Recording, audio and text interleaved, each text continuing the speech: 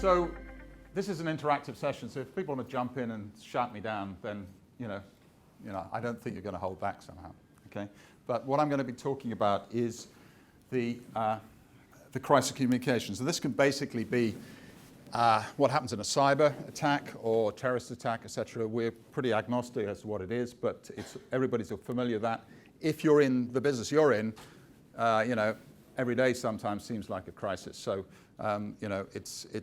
it's things are happening. So what I'm going to just cover is actually going to talk about WhatsApp, because I thought that would be a nice little thing for people to have jump in and talk about.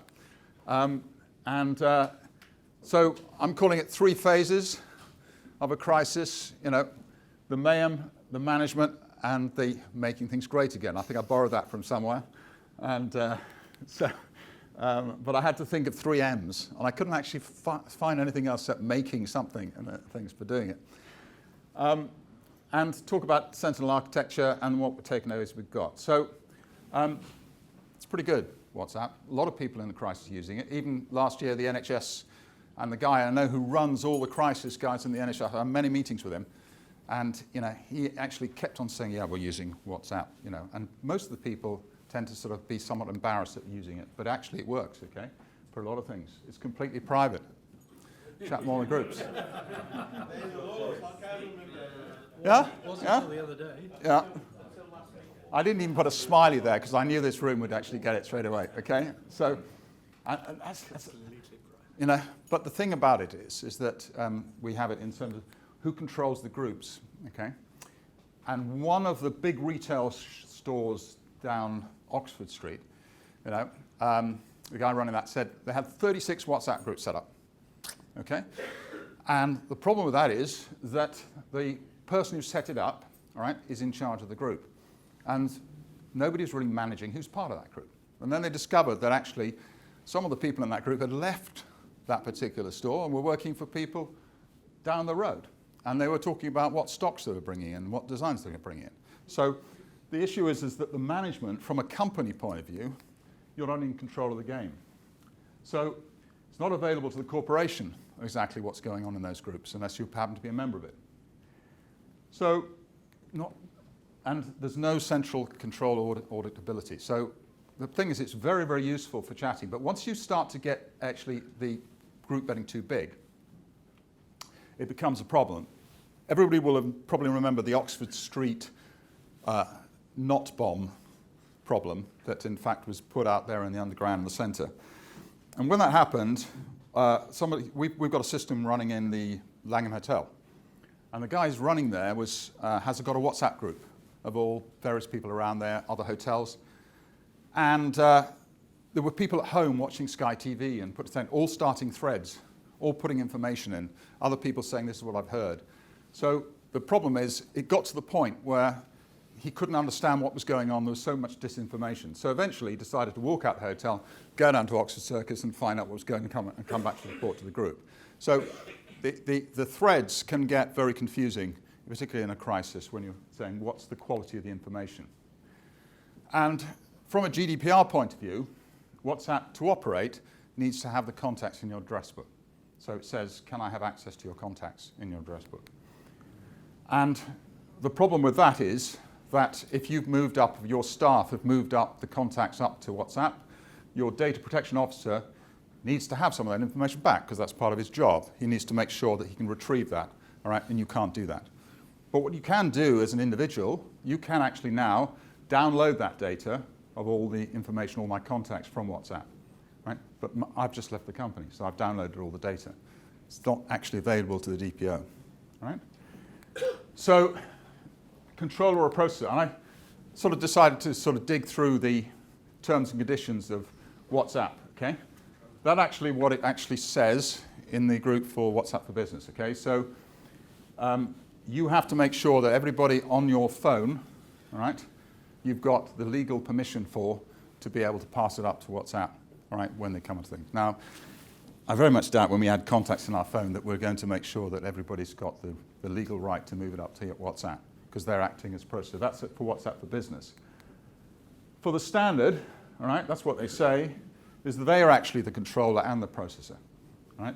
So they have both responsibilities.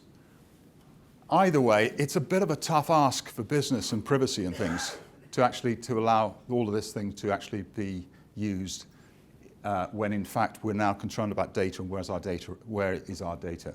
And personal data on a mobile phone in your normal address book, you've now moved it up to them. And now, hang on, it's being shared with Facebook and other things from that point of view together. So it's a very, very useful tool. But obviously, this latest one, the end-to-end encryption, and some of the American people tied up in the in Trump's escapades always felt that all those conversations they were having together were really secure because I was using WhatsApp. Except the other person, of course, you've got to read it unencrypted, and of course they were having a complete record of that conversation. And so people are seduced by the fact it's encrypted, but it's not on the other end. And that's a thing we say, mass appeal platforms. If you're going to be a hacker, as people in this room, some of you are, ethical hackers, and you are going to go after the target of the platform where you're going to get the biggest pickings. And so that will always be the case. And for this particular one, which was brilliant, saying, this is the problem with VoIP, because VoIP is programmable. You can actually put all sorts of stuff in there. So to put the spyware into the VoIP to actually get into the phone was a brilliant idea. But you can then pick up between the conversations, and very good for targeting. So if you're targeting politicians or even people who are chief executives of a company that are about to be taken over by somebody else, then it's really share sensitive information. And if you've got that information, you can make some money. But if politically, you could know an awful lot if you did that. So we have no idea when this was done. And can we be sure that's the last hack? Very unlikely that we should, all right? Because people will try various ways of doing it. So anybody else want to say anything about WhatsApp at all? Love it?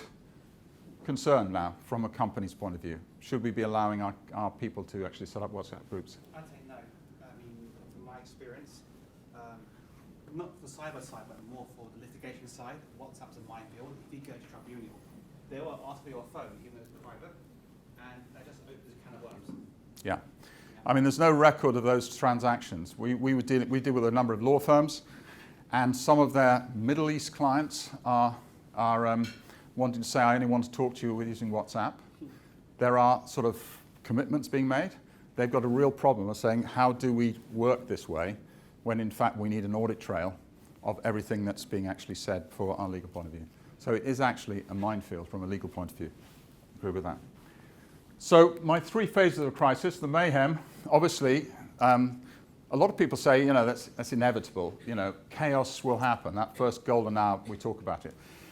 And when I talk to people is that they don't realize that we can do a lot to minimize it. And it just is try to minimize that area.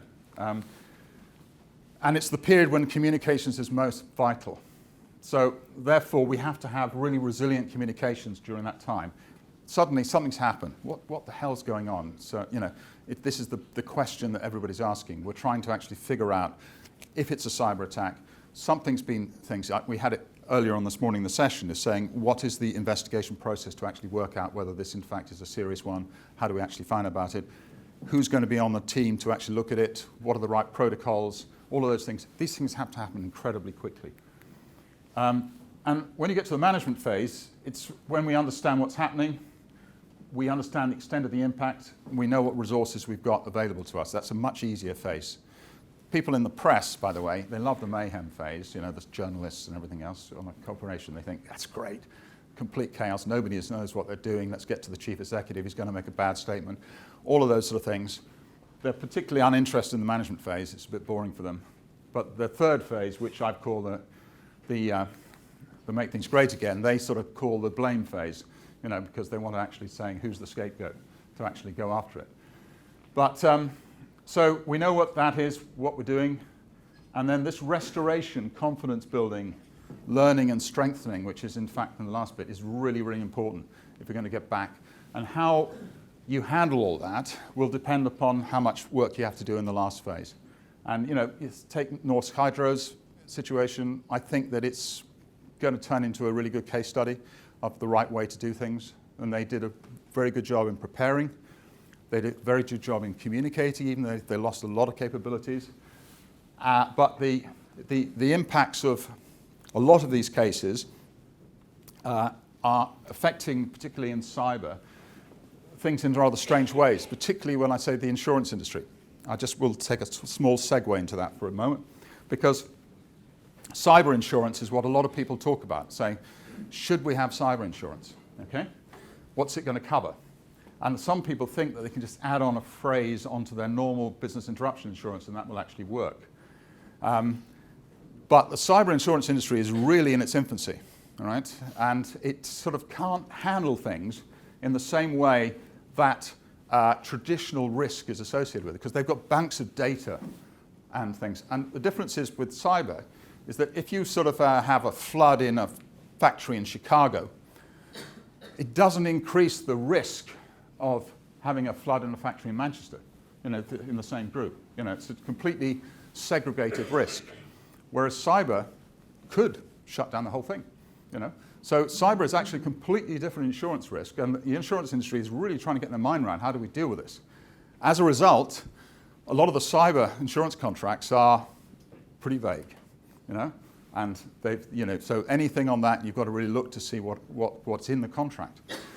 But it's also getting expensive, and the number of underwriters who are willing to underwrite it are getting smaller, because the ones that are willing to do it are actually getting pretty full of that risk. They look at their risk balance. So cyber insurance isn't really a solution, and won't be in the future, to great, basically, cyber hygiene and all the things that everybody in this room does as a day job. This is really essential. That's just a sort of backstop. So, but having some of these things in place is really important.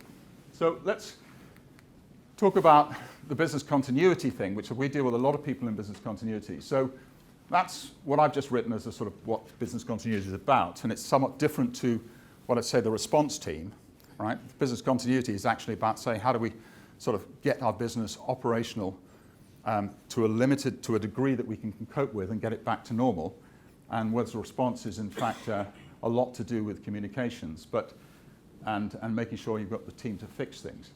So having an independent communication channel is a really important point. When DLL Piper got hit a couple of years ago by the NotPetya attack, they could not talk to their clients for 2 days. You imagine one of the world's largest legal firms, how many deals they've got closing at any particular time. They couldn't communicate. They lost all their VoIP systems, everything else. Everything went down. So you've got to be able to communicate, and it's got to be entirely independent, has gotten to be able to use all the authentication, which is entirely separate from the core systems for you to work. And the thing that we specialize in, and the reason why we came into this business, why did we come in this business? That goes back to 2015. So, we've been in business since doing things onto the net since 2003, apps since 2010. We built more than 1,000 apps for different organizations around the world. But this area particularly interested us back in 2015, because a lot of the people were just doing mass communications, which is SMS out, etc., from that point of view. But it's very thin. What we want to do is actually build something with much richer information. And what we wanted to make sure is that when you have an incident, you had all the information needed on your mobile devices. We're all carrying this stuff around. So what are all my plans, my playbooks, everything else in your pocket ready to go, right? And we saw that as being very important. And also from a resilience point of view, all right, we wanted to make sure we're going to push it down to everybody. So it's on their device. That's another storage device, by the way. It's not up in the cloud or anything else. It's another place where all the information is there, right? And we know they've all got it because it's pushed. And we all know they've got the latest version. So it's not an attachment to a PDF or something where it's on the file, they haven't filed it properly. And inside the app, there are nice categories, and it's in the right category. Ping, all right? So people aren't very good at filing stuff. So we do all that. So we thought that was really important. That's how we got into this game. And then we thought, the other thing you need to do, what are my key contacts? I've got to have internal, external, my external IT team. Everybody I need to recover from this, I must have here now. And having those available for getting the resources. And I would also take the point that in part of that is about, it's all command and control generally in crisis from the center, but basically you also need to have a form of subsidiarity, etc., where you've given enough information for people locally, things to be able to fix stuff and be able to operate. All right? You can't necessarily solve everything from the center. So those people on their devices having what to do and who to contact is a very important part of allowing fixes to be done locally. And two-way messaging, we found when we came into this game, is that the business, most people were pushing messages out, all right? And the ability to get two-way messages back was somewhat limited.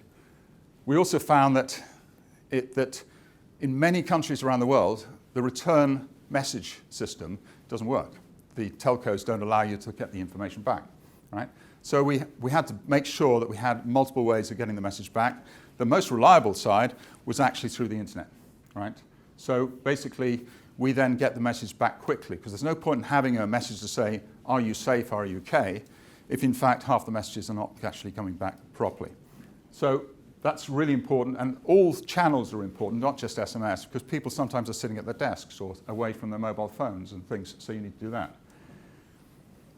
And the next thing we thought about, well, let's build this in. It's instant bridge calls, all right? So forget pins, forget remembering the number to dial, all right? You've got a group of people on the system, you just press a button and you connect all those people together. Because one of the best ways to figure out in that mayhem phase of reducing that mayhem is to get the right people on a call, talking to them and saying what's going on. Because that's actually better, because people then can contradict people and say, no, actually, I don't think that's really happening. And you get to a consensus much, much quicker by talk, right? And this is really important. And that for a very long time is that all this was being done by an incident team. And nowadays, everybody knows what's going on. It's a social world. So what we felt was that the whole of the company, we should be designing something so everybody's got this thing. Because we can decide who sees what, which documents go to which, then we should be educating everybody. And from a cyber point of view, is that the threat perimeter is now pretty massive. It's not just within the company here. We have people working from different locations, working from home. What's their knowledge about making sure their cyber hygiene is good? And we've got attackers, instead of attacking through the front door, they're spear phishing and they're picking off people who are top executives, and they're actually social engineering those people and picking them off. So we need to make sure that in order to be proper defense, is that we're educating people all the time, right? And it's not just we're trying to stop things happening in the first place. So resilience is good intelligence and agility. So you may have the plan, but how can you modify it quickly and get people to actually do it? Those things have to be accessible. People are the first priority of checking they're safe. Speed of communications, particularly when you've seen people chasing a ransomware around their system. And the thing about if you're using your existing email system, they're probably in the email system. So if you start actually deciding on this is how we're going to respond to it and using your existing channels, then they're reading exactly everything you're doing. So you have to have something that's completely independent when you're actually saying how we're going to handle it. And this devolved response I was talking about for faster recovery. So regular communications. And remember, everybody are publishers. They all can put on Twitter, they can all put on Facebook. And a trusted source, when you're pushing out information, is so much more important than picking it up from another. They're all your amplifiers, if you like. If you tell your staff honestly what's actually happening and they get it from you, then they may well decide to put things out and tweet they're following that line. So that actually stops the thing getting out of control. So all of the thousands of people who work for you actually become your amplifiers. So our architectural building blocks, all right, was the library there where we say we want to put video in there because it's pretty useful. We educate people by video. We want to have assignable docs so that they go to different locations, so we can just say this group of people want to see these docs, this one, etc. Checklists on that, by the way, signable checklists. This is the one thing that happens in an instant. Say who's going to switch off the gas main or who's going to do this. So those are assigned to those people, pick them up, check those up, you see whether they've actually done that particular work. The control center has to be mobile, not sort of going for a control center. I can run this from a phone in Dubai, an instant. I may be in Dubai. I want to be able to do that. The push comms, which is the two-way push notifications. And we've just introduced, and I'm going to show you this afternoon, something which is about getting people informed. We're trying to eliminate the vacuum of information that happens in any particular crisis. How many times in a crisis, whether it be British Airways at Terminal 5, when they put the camera in their face and saying, what's going on? And say, I don't know, we haven't got any information, etc. And so what we're talking about is saying is that we want to make sure that people can easily get information about any crisis without actually a big overhead involved. And the conference calling, and the most important thing is everything is running through is audited completely. Every timeline, every response, everything else, that's the advantage of running on the platform, which you won't get with using WhatsApp. So when you want to go back afterwards, right, and actually see how do we do, you can actually go back and learn from that. But in the worst case, not necessarily do the cyber, but it could be, is that if it ends up in a coroner's court, you've got a list of what actually actions you've taken. Now, anybody's familiar with the police or things, they know that the person making decisions, they've got a scribe next to them, and they'll say, what do we know? What did I decide, right? In business, we don't have the luxury of having a scribe. We just say we fix stuff. Do it, right? But very often when it comes to a court, they say, well, hang on, where's the record, right? So it's really important we have a record. So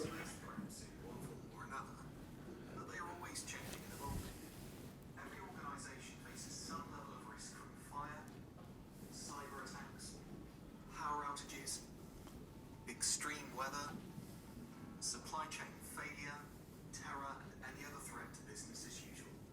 These threats are increasing. Our organisations are more connected than ever before. Traditionally, organisations prepare for a potential incident by training staff, writing plans, and doing simulations. But how much do you remember from the last course you went on? A crisis can happen at any time. If it happens a year after your training, will you know what to do? Let's consider one of the most likely crises, a cyber attack. How can Sentinel help? Without your servers, you'll have no access to your documents.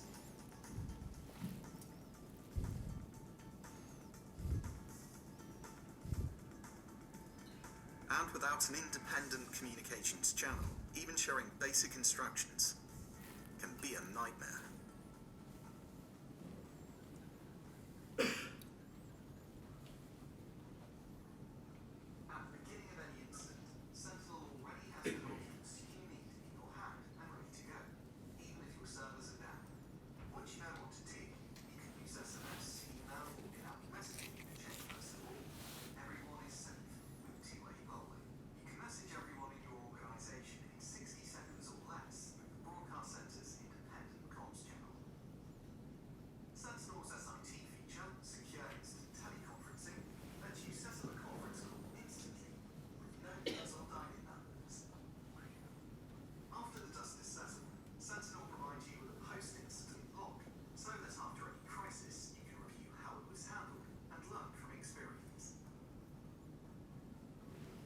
Sentinel's independent communications channel, access to your vital documents, and conveniently grouped contacts, all hosted on a secure server architecture, gives you the flexibility to respond to any crisis.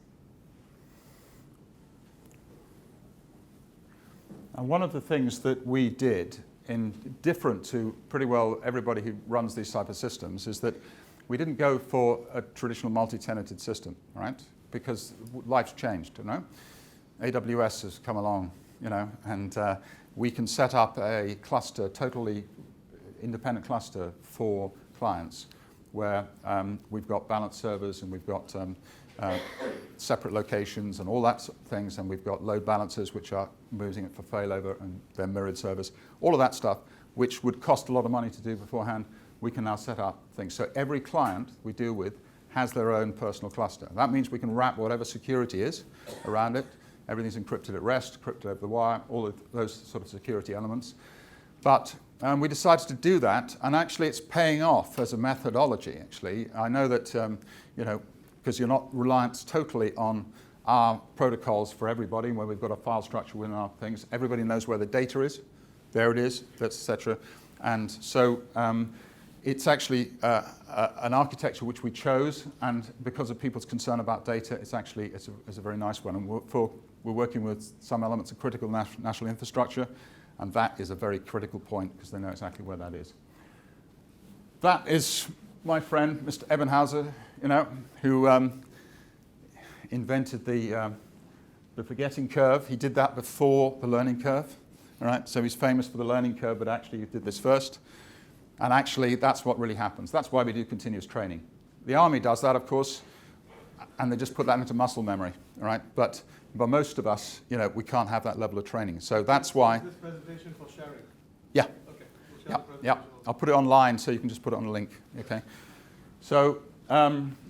So that's the bit we're trying to fill. So when we looked at it, we said, okay, so we want it on a mobile device. I've forgotten what to do, And in a crisis, they say that 15% of people panic, 15% of people know what to do, the rest of them freeze, right? So what we have is nice little press on the toolbar, up comes the sort of scenarios, picks the scenarios, and then you then can say, this is the 5 things I need to do, right? So that fills the gap, and then people at least move in the right direction for what they're doing. And the company-wide education, the thing I was talking about beforehand, is that, first of all, the apps are not branded Sentinel, the apps are to their company. All right? That gives a much better adoption rate.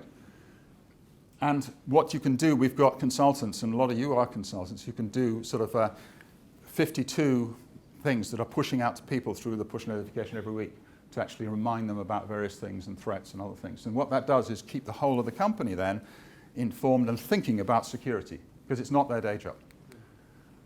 So GDPR compliant directory, and you can ask people things. So one of the things that we try and do, which is different to the other things, is trying to make these apps really useful.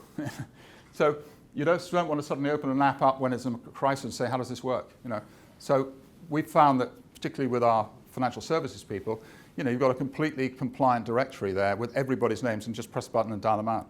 Actually, the contacts directory, which is up to date, is used all the time, and it's one of those things. You can also, if this is Mental Health Week, and we've worked over the last year with 2 really great NHS trauma nurses to create 25 videos about mental health, which is an important thing in post-crisis.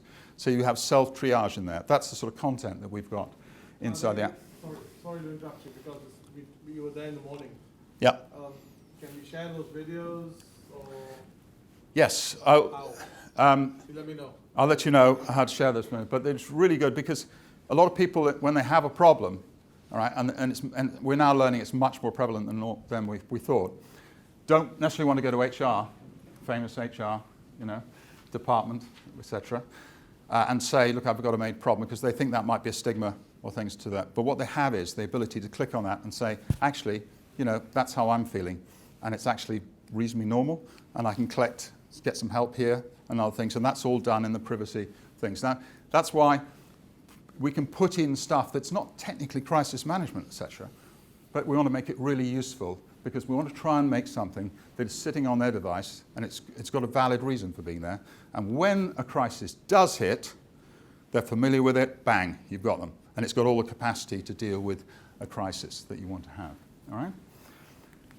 So the two-way polling, just as an example, etc., so you can see you're asking yes-no questions. And the answer to yes-no questions is you can actually interpret it. If you ask open-ended questions on email and you say, are you okay? And they say, yeah, but my cat's a bit sick, and I'm not sure what I should do. You're having to read hundreds and hundreds of emails to figure out the ones that are important. So you're asking simple questions which you want an answer for. And what that means is that you're actually just turning all of those orange ones, which are saying didn't get a response, and then you're redoing to them, and et cetera, into reds and greens. And from a crisis management point of view, for a question like that, I'm just not interested in the greens, I'm interested in the reds. So suddenly your resources, the limited ones you've got, are focused on the problem, right? On the problem areas, and not scattered. There was a famous thing where, talking to Cheshire Fire and Rescue, all right, it's not cyber. They had massive floods. They had 640 houses in the floodplain, middle of the night, flooded. The river had burst their banks. They were putting officers in boats to go and search for people in the boats. So they had to start from house number 1 to house number 640. They had no idea that maybe the most vulnerable person was in this particular house in this area. They had no way of knowing that people were safe on holiday, etc. But for them, system like this to be able to ask people whether they are safe or things means that they can focus their resource on the 25 where they haven't had answers or there's issues. So it's just an example of that. I think I can probably skip this. This is a fabulous testimonial, all right, which I love, all right, from a legal firm saying how they're using it. I'm just thinking, conscious of time, am I? And I want to sort of just say, move on to takeaways. And so this is great, but it's flawed and it's a stopgap. So as far as we're concerned, what just happened is really good, all right? Okay. So we're actually then, because I've had a big argument with our developers and IT people, et cetera, and say, look, I'm saying, look, you know, let's really build this in-app chat thing together inside the app and things. And they said, look, you know, everybody's going to use WhatsApp. It's great, you know. And I said, yeah, but you know, everything's on one platform. It's really important to be able to do that. And they say, well, you know, they've got amazing features in WhatsApp. You know, we can't sort of replicate all that. Actually, most of the time, people just want to chat, you know. And so, and I'm rather pleased we don't have that VoIP facility, et cetera, was where the weak point came in. So I think we look at some of these platforms and actually feel that the strength of these type of platforms is to say, you know, the whole of the incident, the whole of the crisis is actually on one place and it's audited and everything is running through that. And that's actually a very valuable thing to have. So this independent communication channel when you need it, when you need to shut down your servers, shut down your voice, et cetera, you know, you need to have that to do it. Getting intelligence back, really important. Making sure people know what to do. Offline documentation, up-to-date contacts directory for the right responses. And everybody wants to know stuff these days. You know, shareholders, stakeholders, everybody expects somehow. And when you're running a crisis, you know, you just say, get off my back. I want to, you know, just want to fix this thing. But actually, you've got to therefore make communication with these groups very easy. So you set all these groups up in advance, set up the pre-prepared messages to them, hit the button, it's gone, right? And that's really important to minimize the amount of overhead involved on the crisis response team. So that sounds like a big sales pitch, which it is, but it's actually touching on some points about how we should manage a crisis, what sort of speed we should be operating at, what sort of tools we should be operating at. You know, if I was on the BBC, I would say, and there are other suppliers out there, right? But not actually suppliers that do it the way we do, because we've just come from a different direction from a lot of the others that are mainly notification platforms. So I'm very grateful to Amar, okay? But I'm very happy to take any questions about anything to do with crisis management or crisis communications or anything you've seen up there, or things you say, why don't you do this, or anything else. Just, we're in the process of challenge. So how do you keep the contacts up to date? Yeah. The groups that are involved in that? Yeah. Well, I just say bear in mind most organisations are really bad at move and change. yeah, they are. And I was at a big building with 5,500 people in it yesterday in the middle of London. There aren't that many buildings with 5,500 people there. And their systems were completely, the data was shot, right? It was, you know, and people were getting messages. They weren't in the groups, waking up at 3 o'clock in the morning, and the system actually had broken. So one of the things we do is that the minimum, the easy way is an API which goes to the HR database, all right? So it just automatically moves up and down to those things. And if the groups are set in the API is fully featured, so you could actually add them to the group automatically, all right? But the other way is a sort of lesser organization. You've got a spreadsheet, but basically you've got, on that spreadsheet, you've got sort of various groups which is moved up as a CSV file. But what we do is we have a closed loop, because if you just had 2 bits of information, the name of the person and the email address, right? That person gets an email from the system, say, hey, welcome to the Acme system, and then they click on it and exposes the data that's on them, etc. This is very much GDPR compliant, so that people can see this is the data. Then it invites them to correct their mobile phone number or anything else from that point of view, right? So you're allowing the users to verify and make sure their data rather than centralized data. And it wouldn't work if there wasn't a closed loop system, so you can see on the dashboard everybody who's verified, and you hit a button to ask people to verify the people that haven't actually verified. So you're trying to do it so instead of actually requiring the center to have lots of administrators to actually get all that data right, you're pushing it out to the users to go and put their information in, which makes it more administrative-like. That's the best way we thought that we can actually do this. Okay. Who do you find normally drives this? Is it the business or say the incident response team? Who drives the Development or the deployment of this? the deployment of this? The question is, who drives the deployment of this? Is it the business or the incident response team? Generally, it's the business, that's driving it. Sometimes it's coming from the board, who is saying to the organizations, if we do have a crisis, can I account for all my people? Can you find people? And they often say no, right? So therefore, they then say, I want something done about it. And they may assign it to someone to do it. Sometimes it's HR even, where it's corporate social responsibility to say we've got to look after people. And others, it's actually from the business continuity team, which just says, we have to have a way of ensuring that everybody's going to be doing the right thing, getting information back so we can assess what is the right instructions to go to workplace recovery or whatever is actually required to do that. So it's actually from multiple sources, but it's more the business than it is the response team, Okay, in general. Yeah. Okay. Yudu, Richard Stephensen, thank you so much. Thank you. Next, please. Thank you.